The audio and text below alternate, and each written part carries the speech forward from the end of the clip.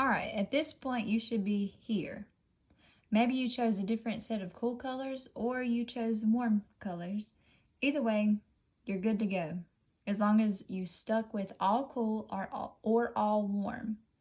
The next step is going to be to write a 3D word. So from my experience, I messed around with it a lot.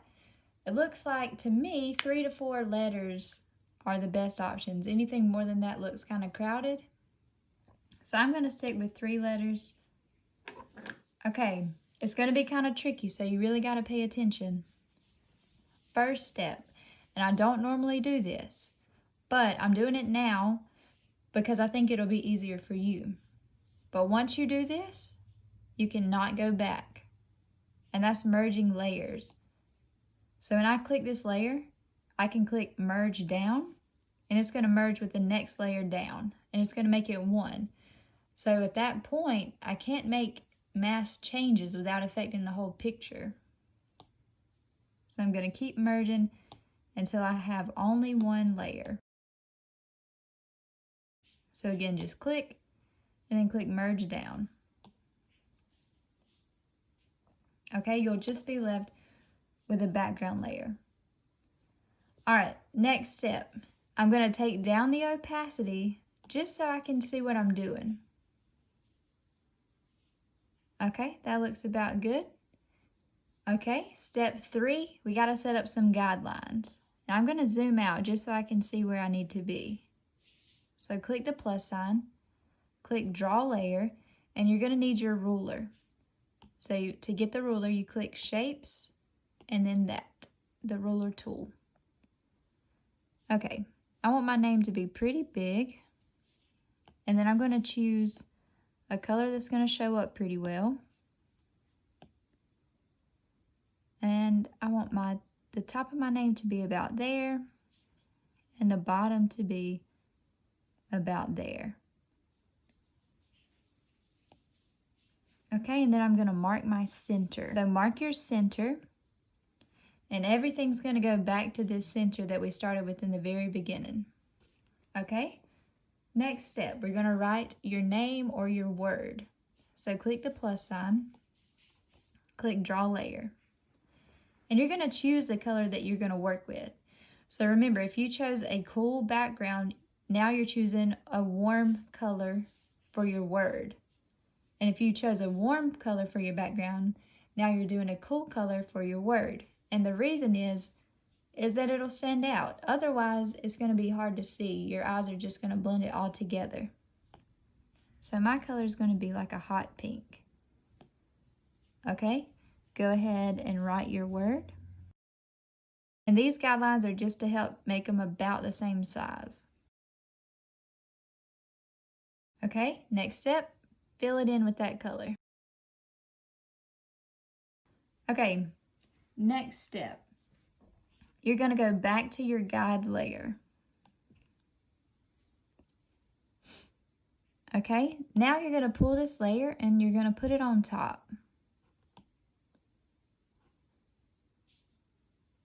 Okay, remember, everything's going to this middle line, and you can't see it now. So I'm going to change it to blue just so you'll be able to see it. All right, so I need the ruler tool again. And the corner of every letter is going to go back to that original dot. So this corner of the M, this corner is going to go back to that original dot. And remember, these are guidelines. So it doesn't have to be, like, this is not going to be the final look of it. This is just to help me draw. Okay. So now I got to do this corner and make it go back. I'm still on the M, doing this corner now. Okay, now I'm going to do this part of the M, the middle part. And now this top edge.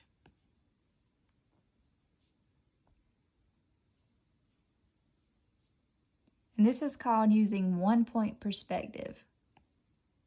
So we're just using this 1 point. That's why it's called that. Okay, now the S.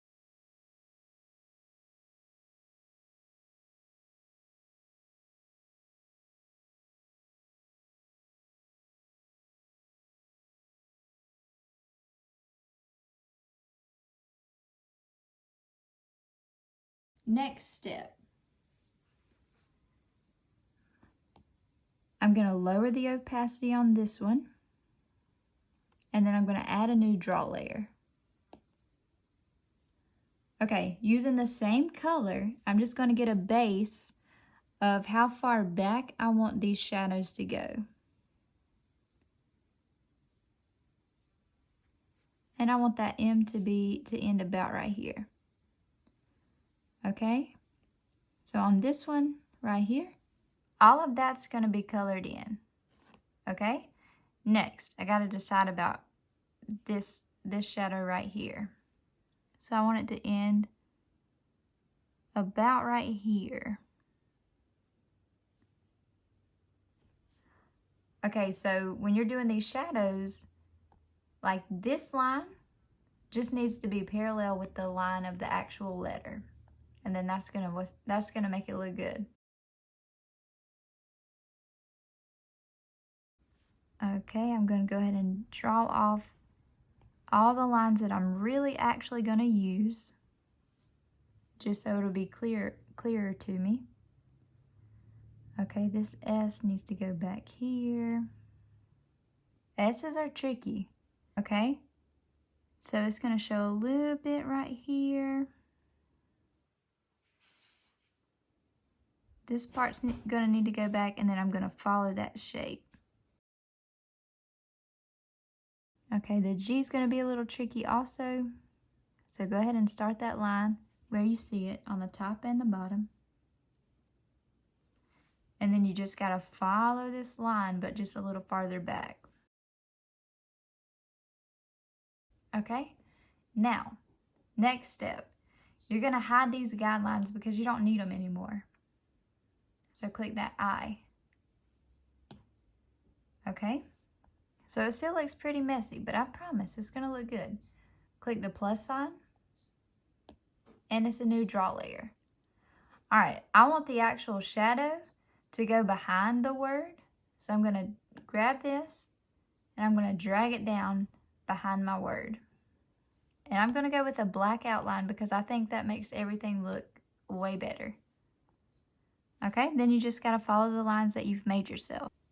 And I'm actually gonna drag this outline layer down too, under the black, so it doesn't confuse me.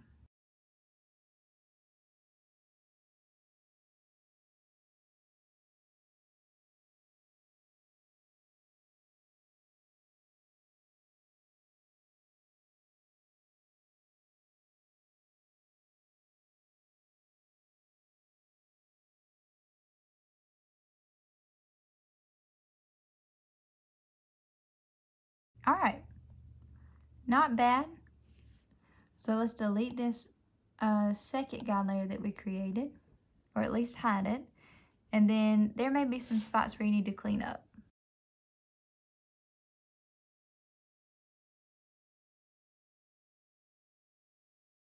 All right, last step.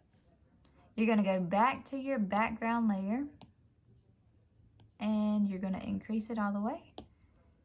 And there it is. Not bad. And if you don't like the color at the end, all you have to do is click that color layer, change the color. I could go with bright yellow if I wanted. And you just gotta hold it down and drop it. Okay? Add some extra stuff if you want to. Like you could make something a little darker and then just add some lines. All right, so when you finish, you're gonna click up here and click image and then save image. And remember, add that from your images to your My Artwork folder or album on your photos and then submit it to Canvas. Let me know if you have questions. See ya.